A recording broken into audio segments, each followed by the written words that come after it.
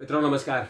आज एक खबर आई है कि मेघालय पुलिस ने राजा रघुवंशी के हत्यारों के खिलाफ चार्जशीट सबमिट कर दी है और उस चार्जशीट में राजा रघुवंशी की पत्नी सोनम रघुवंशी और उसके जो 3 लोगों ने जिन्होंने हत्या की थी उनके खिलाफ और चार्जशीट सबमिट किए और अब 3 और लोगों के खिलाफ चार्जशीट सबमिट हो गई और उसके जो बॉयफ्रेंड जिसके कहने पर ये हत्या हुई है राज, उनके खिलाफ चार्ज सबमिट, अब सप्लीमेंट्री चार्ज सबमिट होगी।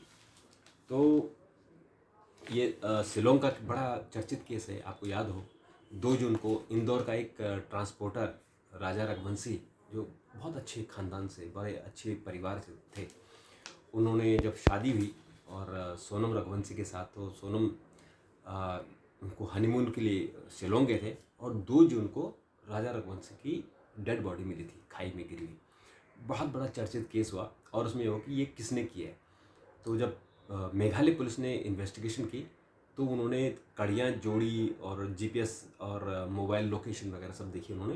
तो उन्होंने पहले दिन ही कह दिया था कि ये आत्महत्या या कोई दुर्घटना नहीं है, पाँव फिसलने से नहीं हुई है, ये हत्या की गई, मर्डर किया गया। तो उसके बाद उन्होंने आगे इन्वेस्टिगेशन की तो पता लगा कि सोनम रघुवंशी कहीं बीच रास्ते में एक दूसरी लोकेशन पर थी और उनके साथ जो उनके बॉयफ्रेंड और 3 जो अन्य लोग हैं, जिसमें एक विशाल चौहान है, एक आकाश है और एक आनंद कुर्मी है। ये 3 थे जो भाड़े के जिन्होंने सुपारी ली थी, वो लोग थे। तो इनको पुलिस ने अरेस्ट कर लिया और जो राज इनका दोस्त था, जो सो कॉल्ड इनका बॉयफ्रेंड, तो उसको भी अरेस्ट किया गया। और एक और लड़का विपिन है जो उसको जमानत दी गई बाद में। हालांकि अभी 3 और चार्जशीट सबमिट होने हैं। तो ये चार्जशीट का सबमिट होने का मतलब हो गया कि ये उन्होंने जो मेघालय पुलिस ने, शिलोंग पुलिस ने बहुत ही तत्परता से और बहुत ही उन्होंने जल्दी ये जो काम किया है और ठोस उन्होंने जिस तरह से बात कही है उन्होंने, तो उस बेस पर अब इन पर जब यहाँ ट्रायल होगा तो ट्रायल में फिर पता लगेगा कि कौन सी धारा में इनको क्या केस किया जाए। अब उसमें नेचुरली जो पीड़ित पक्ष है वो तो बात करेगा कि मौत की सज़ा मिलनी चाहिए और जो बचाव पक्ष है वो अपनी बात करेगा कि हमने मर्डर नहीं किया। तो ये सब बातें बाद में होंगी जब ये कोर्ट में अभी चार्जशीट सबमिट होगी और जब ये हियरिंग पर आएगा, जब इसके ट्रायल शुरू होगी। इस केस ने कई सारे सवाल खड़े किए कि आज की डेट में शादी ब्याह कितना मुश्किल हो गया है और अगर ऐसा कोई बात है, अगर कोई शादी से पहले अगर किसी के प्रेम संबंध है तो प्रेम संबंध होना कोई बुरी बात नहीं।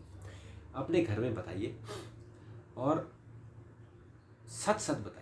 और अगर घर वाले तैयार होंगे, उनकी मजबूरी है क्योंकि घर वाले तो आपको विरोध कर नहीं सकते, वो तैयार होंगे और आप जिससे आप प्यार कर रहे हो उससे शादी कीजिए। आप दूसरे के परिवार को बर्बाद मत कीजिए। ऐसे बहुत सारे केसेस हो गए हैं कि लड़की या लड़का दोनों, केवल लड़की नहीं लड़का भी, कि प्रेम संबंध कहीं और है, शादी आप कहीं और कर रहे हो, फिर कुछ ही दिनों बाद आपका घर टूट जाता है, फिर डिवोर्स हो जाता है, कोर्ट केस हो जाते हैं, बहुत सारे केसेस चलते हैं। तो अच्छा है आप पहले ये सब चीज़ें क्लियर कर लो।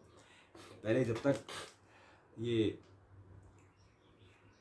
जो हमारे हिंदू धर्म में पत्री मिलाते थे, वो पत्री इसलिए मिलाते थे कि कितने गुण आपके मिले हैं, और अगर किसी के गुण मिल जाते हैं, 36 गुण मिलते हैं, तो उनकी शादियाँ बहुत लंबी टिकती थी।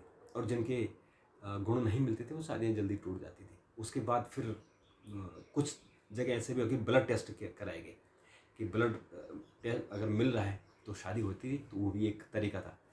और अब मुश्किल हो गया कि सब लोग कह रहे हैं कि शादी कैसे करें, कि बहुत खतरा है।